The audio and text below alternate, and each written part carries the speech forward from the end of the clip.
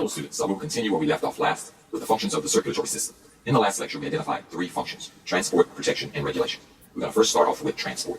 There are many transport functions of the circulatory system. However, in this lecture we will only identify about 4 of them. The first transport function of the circulatory system involves the transport of nutrients from the digestive system to the tissues of the body. I'm going to first identify the components involved in this function, and then I will come back and explain how it works. Let's identify those components here.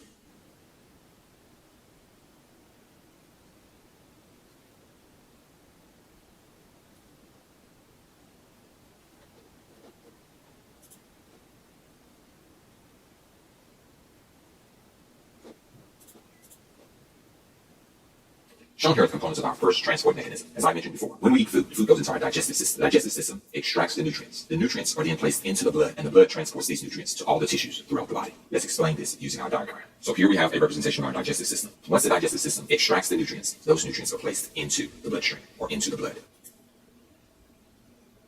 Once the nutrients are in the blood then transports these nutrients to the tissues of the body.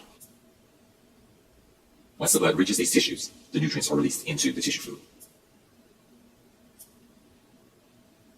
So this first diagram represents the transport of nutrients from the digestive system to the tissue fluids of the body. And this is our first transport mechanism. Let's identify our next transport mechanism. As before, let me identify the components first.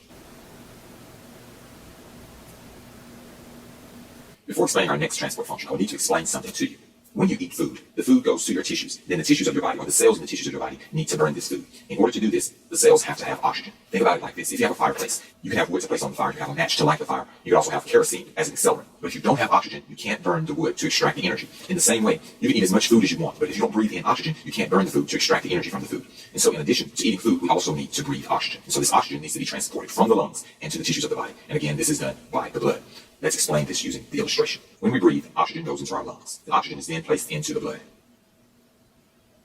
Once the oxygen is placed in the blood, then the blood travels to all the tissues throughout the body. Once the oxygen makes it to the tissues of the body, then the blood releases the oxygen into the tissue. And this is our second transport function, the transport of oxygen from the lungs into the tissues of the body. Our third transport function is very similar to this one. Once the nutrients have been oxidized, then the gas carbon dioxide has been formed. Carbon dioxide can be toxic to the tissues of the body. So a mechanism needs to be in place to remove the carbon dioxide from the tissues of the body. And again, this is done by the blood. Let us illustrate the component first. When CO2, or carbon dioxide, is formed in the tissue, it is exported to the blood.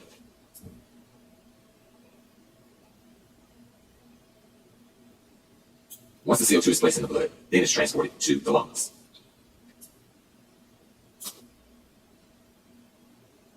Once the carbon dioxide reaches the lungs, then it is placed into the lungs so that it can be exhaled.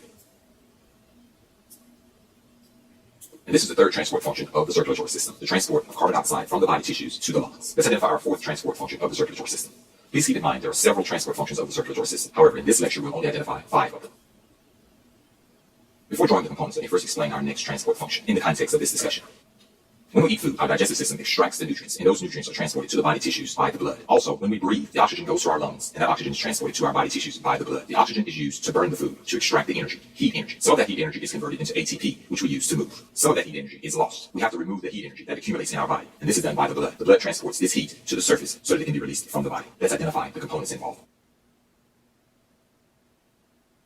Shown here are the components of our next transport function. Let's explain what happens. When we eat food, the oxygen that we breathe burns the food to create heat energy. Some of that heat energy goes to make ATP. However, some of that heat energy remains heat. That heat accumulates in our body, and our body needs a way to remove that internal heat and transport it to the surface where it can be released. The blood is responsible for performing this function.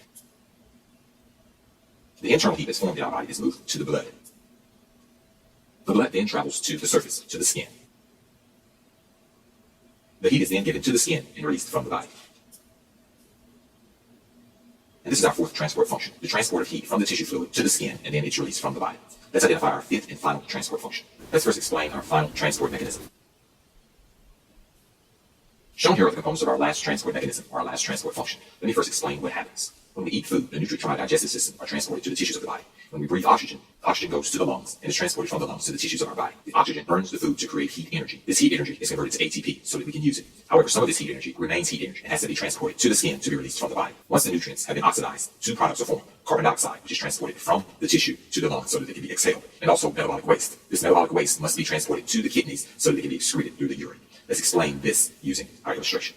Shown here is the metabolic waste that's produced from metabolism of our nutrients. The metabolic waste is placed into the blood. The blood then travels to the kidneys. Once at the kidneys, the metabolic waste is placed into the kidneys. Once in the kidneys, the metabolic waste is released from the body through the urine. And this is our fifth and final transport mechanism. For the sake of thoroughness, let's label all of these transport mechanisms. Our first transport mechanism is the transport of nutrients from the digestive tract to the body tissues. Let's label that one here.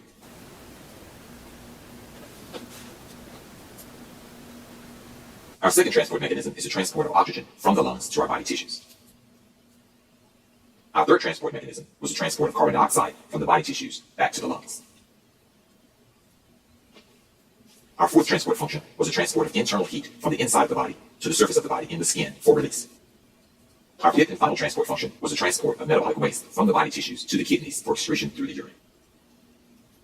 And this is our final transport function. And so these are the 5 transport functions of the circulatory system that we will identify in this course and in this lecture. There are 3 primary functions of the circulatory system: transport, protection, and regulation. In this lecture, we've covered transport. Remember, there are many transport functions of the circulatory system. However, for this course and for this lecture, we've only identified 5 of them: transport of nutrients, oxygen, carbon dioxide, heat, and metabolic waste. In subsequent lectures, we will cover protection and regulation. So this concludes our discussion of the transport functions of the circulatory system, and it also completes this lecture.